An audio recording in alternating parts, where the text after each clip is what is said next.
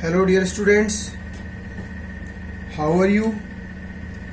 So in the last derivation we have discussed part 4 in which we have arrived till the relation V is equal to J rho L. ठीक है, आपको याद होगा पिछले वाले important relation and derivation के topic में part 4 में हम लोग करंट इलेक्ट्रिसिटी के इस टॉपिक में हम लोग डेराइव कर चुके हैं V is equal to J rho L. ठीक है, current density voltage is equal to current density into resistivity into length of the conductor. इसके अलावा दूसरा फॉर्मूला मैंने आपको बताया था V is equal to electric field into length यानी कि E डॉट एल. तो इक्वेशन नंबर 3 और 4 को जब आप कंपेयर करते हो दोनों को, तो इक्वेशन 3 और 4 को कंपेयर करने पे आपको क्या मिलेगा? You will get E dot L is equal to J rho L. ठीक है, यहाँ पे L से L आपका कैंसिल हो जाएगा.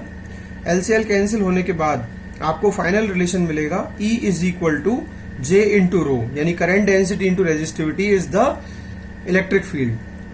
सो ये जो रिलेशन है रेजिस्टिविटी वो हम पहले से जानते हैं. रेजिस्टिविटी एंड कंडक्टिविटी एक दूसरे का क्या होते हैं? रेसिप्रोकल होते हैं. तो रेजिस्टिविटी मतलब होता है रेजिस्ट करने की या ऑब्स्ट्रक्ट करने की क्षमता, और कंडक्टिविटी का मतलब होता है कंडक्ट करने की क्षमता. तो एक दूसरे का अपोजिट होने की वजह से हम लिख सकते हैं resistivity is equal to 1 upon conductivity, that is rho is equal to 1 upon sigma. ये आपको वैल्यू रो की पुट करनी है. किसमें? रो की ये वैल्यू आपको कहां पुट करनी है? इस जगह पर. ठीक है, तो रो की वैल्यू 1 अपॉन सिग्मा यहां पुट किया आपने, तो आपको क्या मिलेगा? करंट डेंसिटी यहां देख लीजिए ध्यान से आप, E is equal to J into 1 upon sigma. Sigma को क्रॉस मल्टीप्लाई करेंगे ऊपर तो ये मिलेगा J is equal to sigma into electric field.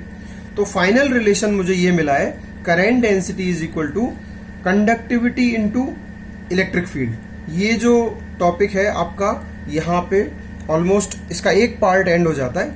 इसके बाद अपन नेक्स्ट डिस्कशन जो है वो ड्रिफ्ट का लेने जा रहे हैं, यानी कि ड्रिफ्ट ऑफ इलेक्ट्रॉन्स. तो सबसे पहले ये समझना होगा हमको कि ड्रिफ्ट ऑफ इलेक्ट्रॉन्स क्या होता है. What is the meaning of drift? तो ड्रिफ्ट को समझाने के लिए मैं आपको इस तरह से बता सकता हूं. I write what is drift. Drift का मतलब होता है डायरेक्शनल मूवमेंट ऑफ इलेक्ट्रॉन्स. ठीक है, किस प्रकार का मूवमेंट होगा इसमें? Directional movement of electrons. ठीक है, यानी कि एक डायरेक्शन में आगे बढ़ते जाएंगे. ठीक है, किसकी वजह से? Due to presence of electric field. यानी कि इलेक्ट्रिक फील्ड किसकी वजह से प्रेजेंट है? Due to presence of electric field. किसकी वजह से प्रेजेंट है इलेक्ट्रिक फील्ड? हमारी बैटरी की वजह से इलेक्ट्रिक फील्ड प्रेजेंट है. आप जानते हो बैटरी के लगे होने से पोटेंशियल डिफरेंस डेवलप होता है, और पोटेंशियल डिफरेंस जिन दो पॉइंट्स के बीच में डेवलप होता है उसमें इलेक्ट्रिक फील्ड प्रेजेंट हो जाती है. यानी कि इलेक्ट्रिक फील्ड की वजह से इलेक्ट्रॉन्स फोर्स फील करते हैं और वो एक एंड से दूसरे एंड मूव करते हैं. तो directional motion of electrons due to the presence of electric field in zigzag motion. In zigzag motion, ये आपका क्या कहलाता है? ड्रिफ्ट कहलाता है. इसको अपन बोल सकते हैं कि स्लो मूवमेंट ऑफ इलेक्ट्रॉन. ठीक है, ये बहुत स्लो मूवमेंट होता है, लेकिन कोलिजन करते हुए इलेक्ट्रॉन एक किनारे से दूसरे किनारे तक जाता ही है. ठीक है, मैं आपको ऐसे समझा देता हूं इस चीज को. इस पॉइंट से इलेक्ट्रॉन इस तरह से मोशन कर रहा है.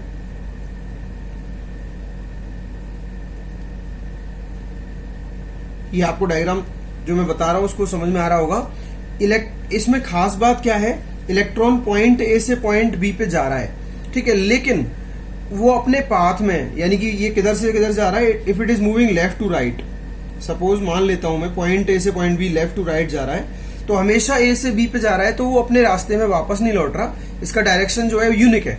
ठीक है, लेफ्ट टू राइट मतलब लेफ्ट टू राइट ही मूव कर रहा है. वो कहीं पर भी बैकवर्ड नहीं जा रहा, कहीं भी बैक नहीं हो रहा. लेकिन still it is moving in this direction with collisions. ये जा रहा है लेकिन फिर भी कोलिजन के साथ जा रहा है, यानी कि इसके कोलिजन हो रहे हैं एटम्स और मॉलिक्यूल के साथ में. तो कोलाइड करता हुआ ये जिगजैग पाथ लेता हुआ भी फिर भी ये एक ही डायरेक्शन में बढ़ रहा है, क्योंकि बैटरी इसको ड्रॉ कर रही है. ठीक है, बैटरी का पॉजिटिव टर्मिनल, ये बैटरी का पॉजिटिव टर्मिनल होगा यहाँ पर, और यहाँ बैटरी का नेगेटिव टर्मिनल होगा. तो ये बैटरी इसको क्या कर रही होगी? ड्रॉ कर रही होगी. ठीक है, मैं आपको इसको बता देता हूँ. ये इस तरह से अपन ने बैटरी लगाई हुई होगी. बैटरी का सिचुएशन ये होगा इस टाइप का. तो ये आपका सिचुएशन होगा बैटरी. तो बैटरी का जो नेगेटिव टर्मिनल है वो रिपेल करेगा और पॉजिटिव टर्मिनल अट्रैक्ट करेगा, तो इलेक्ट्रॉन का मोशन ए टू बी ही रहेगा, लेकिन कोलिजन के साथ जिगजैग पाथ में। तो ये जो स्लो शिफ्टिंग होती है, इसको क्या बोल सकते हैं आप इसको लिख सकते हैं स्लो शिफ्टिंग। ठीक है, ये स्लो शिफ्टिंग है किसकी, इलेक्ट्रॉन्स की, ए से बी में, इस ड्रिफ्ट कहलाता है। तो आई होप ये आपको क्लियर हो गया होगा ड्रिफ्ट।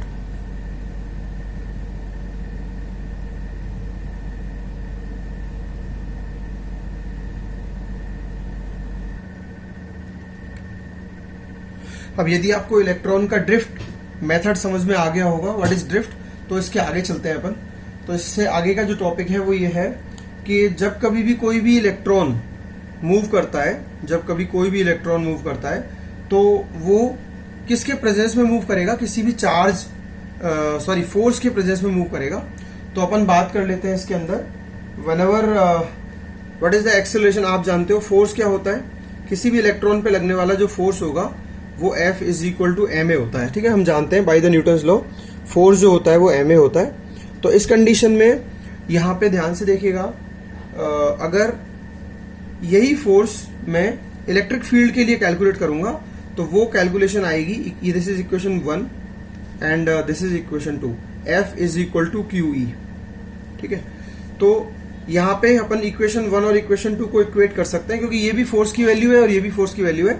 तो we can write mass of electron into acceleration of electron is equal to charge of electron. Charge of electron कितना होता है, charge of electron is minus e, तो minus e into electric field.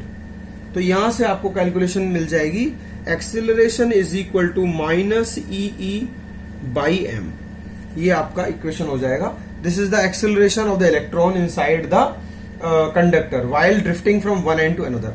ठीक है, अब आप ध्यान से देखिए, आप जानते हैं न्यूटन्स का first law of equation, first equation of motion क्या होता है, क्योंकि इलेक्ट्रॉन को एक एंड से दूसरे एंड जब जाना है तो स्टार्टिंग में जब बैटरी कनेक्टेड है तो वो रेस्ट से स्टार्ट करेगा इलेक्ट्रॉन। अपन मान लेते हैं कि एवरेज वेलोसिटी जो होती है बिफोर कनेक्टिंग द बैटरी वो लगभग 0 रहती है, क्योंकि वो जिगजैग पाथ में चलता है। तो जिगजैग पाथ का ब्राउनियन मोशन का जो रिजल्टेंट आता है या जो मीन वैल्यू आती है, एवरेज वैल्यू, वो क्या होगी, वो 0 होती है। तो मान लेते हैं कि इलेक्ट्रॉन जो है स्टार्टिंग में रेस्ट से या 0 वेलोसिटी से, 0 एवरेज वेलोसिटी से स्टार्ट करता है। तो इसका इनिशियल वेलोसिटी क्या मान सकते हैं अपन, इसका initial velocity u is equal to 0 मान सकते हैं, और एक्सेलरेशन इसका ये दिया हुआ है। तो अपन फाइनल वेलोसिटी निकालना चाहते हैं, तो final velocity comes from the equation v is equal to u plus at। ये सब जानते हैं, ये न्यूटन की फर्स्ट इक्वेशन ऑफ मोशन है। तो फर्स्ट इक्वेशन ऑफ मोशन जब आप अप्लाई करोगे तो इसमें वैल्यू आएगी आपकी 0 प्लस एक्सेलरेशन कितना है, minus e by m into time. ठीक है, अब यहां पे टाइम के लिए मैं कैलकुलेशन को थोड़ा ध्यान से आपको एक चीज समझा रहा हूं कि टाइम जो है एवरेज एक कोलिजन से, ठीक है, इलेक्ट्रॉन का एक कोलिजन से दूसरे कोलिजन के बीच का जो टाइम इंटरवल है वो मान लेते हैं T1 है, दूसरे से तीसरे का टाइम T2 है। ठीक है, तो मैं आपको एग्जांपल दिखा रहा था इलेक्ट्रॉन का, एक इलेक्ट्रॉन का पहला कोलिजन, देन दूसरा, तीसरा, चौथा, पांचवा, इस तरह से। तो ये T1, T2, T3, T4 and so on, इस तरह से टाइम इंटरवल आएंगे। तो सभी टाइम इंटरवल का जब मैं एवरेज करूंगा, T1 plus T2 plus T3 plus T4 plus T5 and so on, dash dash dash, divided by total number of intervals. कितने इंटरवल है, मान लेता हूं कि मैं n ले रहा हूं Tn तक, और सभी टाइम इंटरवल n से डिवाइड कर रहा हूं, तो मेरा एवरेज टाइम आ जाएगा। तो इसको एवरेज टाइम को, this is the average time of one interval, इसको अपन क्या बोलते हैं, एवरेज रिलैक्सेशन टाइम, इसको अपन बोलते हैं एवरेज रिलैक्सेशन टाइम, और इसको टाउ सिंबल से रिप्रेजेंट करते हैं। तो ये एक इंटरवल का एवरेज टाइम है। एक इंटरवल मतलब एक कोलिजन से दूसरे कोलिजन के बीच में जो टाइम मिला है रिलैक्स होने का, किसी भी इलेक्ट्रॉन को फ्री मूव करने का, उसको अपन एवरेज रिलैक्सेशन टाइम कहेंगे। और मैं इस टाइम इंटरवल में वेलोसिटी निकालना चाहता हूं, तो मैं टी को रिप्लेस करूंगा टाउ से। तो finally I will get v is equal to minus e by m into tau. ये आपको फाइनली मिल जाएगा। This is the final velocity of the electron. ठीक है, अपन कह सकते हैं कि ये इलेक्ट्रॉन की कौन सी वेलोसिटी है, ये फाइनल वेलोसिटी है। तो ये जो एक रिलैक्सेशन पीरियड में, यानी कि एवरेज रिलैक्सेशन पीरियड में जो वेलोसिटी डेवलप होती है, that is called the drift velocity. इसको अपन vd से रिप्रेजेंट करते हैं। यानी कि एवरेज रिलैक्सेशन टाइम में एक कोलिजन से दूसरे कोलिजन के बीच के एवरेज टाइम के अंदर जितना स्पीड डेवलप होता है इलेक्ट्रॉन का, उसको अपन क्या बोलते हैं, ड्रिफ्ट वेलोसिटी कहते हैं। ये आपको अच्छे से समझ में आ गया होगा आई थिंक। तो ये आपका इक्वेशन जो है नेक्स्ट इक्वेशन हो जाएगा। This is equation number 3। ठीक है, आई होप ये आपको समझ में आ गया होगा यहाँ तक। तो अगर आपको ये चीज क्लियर हो गई हो तो इसको मैं यहाँ पे स्टॉप कर रहा हूँ, फिर नेक्स्ट डिस्कशन में मैं इसके आगे का पार्ट डिस्कस करेंगे। ठीक है ना, थैंक यू वेरी मच।